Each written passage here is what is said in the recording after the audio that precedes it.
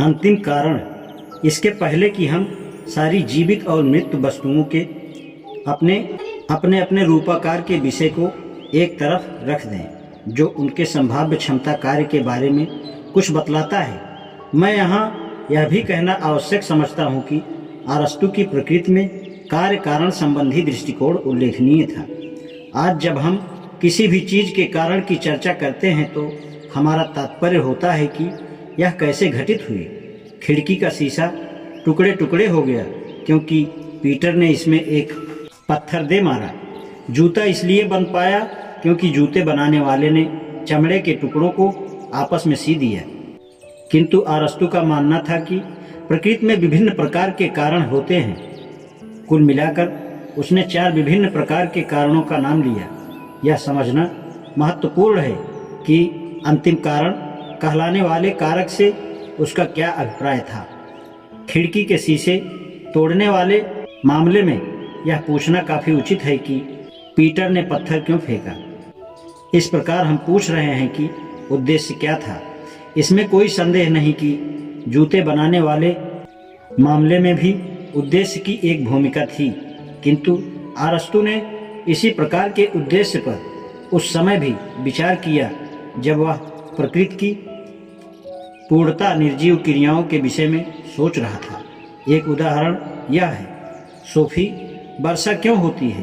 तुमने संभवतः स्कूल में पढ़ा होगा कि बारिश तब होती है जब बादलों की नमी ठंडी पड़कर गाढ़ी होकर बरसात की बूंद बन जाती है, जो गुरुत्वाकर्षण शक्ति के कारण पृथ्वी की ओर खींचती है। अरस्तु ने सहमति में अपना सिर हिला दिया होगा, किंतु वह कहेगा कि अभी तक आपने कारणों में केवल 3 का जिक्र किया है। भौतिक कारण तो यह है कि नमी, बादल वहाँ ऐन उसी क्षण पहुँची जब हवा ठंडी हो रही थी। कुशल कारण यह है कि नमी ठंडी हो जाती है, और औपचारिक कारण यह है कि पानी का रूपाकार या स्वभाव पृथ्वी पर गिरना है।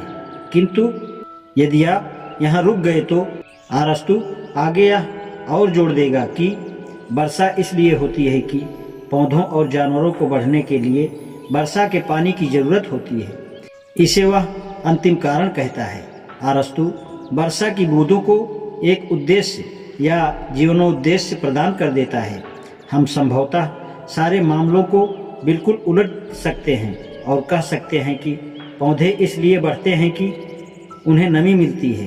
तुम अंदर देख सकते हो। नहीं सोफी, अरस्तु का विश्वास था कि प्रकृति में हर चीज़ के पीछे एक उद्देश्य है। वर्षा इसलिए होती है कि पौधे बढ़ते हैं। संतरे और सेब इसलिए पकते हैं कि ताकि लोग उन्हें खा सकें। आज के वैज्ञानिक तर्क इस प्रकार नहीं किया जाता। हम कहते हैं कि भोजन और पानी मनुष्य और पशुओं के जीवन की आवश्यक शर्तें हैं।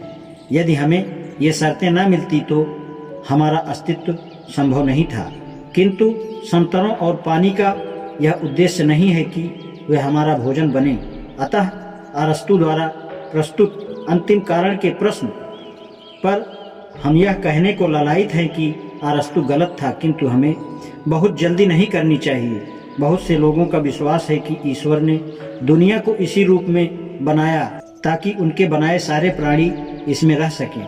इस प्रकार देखने पर स्वाभाविक रूप से यह दावा किया जा सकता है कि नदियों में पानी इसलिए है कि जानवरों और मनुष्यों को जीवित रहने के लिए पानी चाहिए। किंतु अब हम ईश्वर के उद्देश्य की बात कर रहे हैं। वर्षा की बूंदों और नदियों के पानी की हमारे कल्याण में कोई रुचि नहीं है।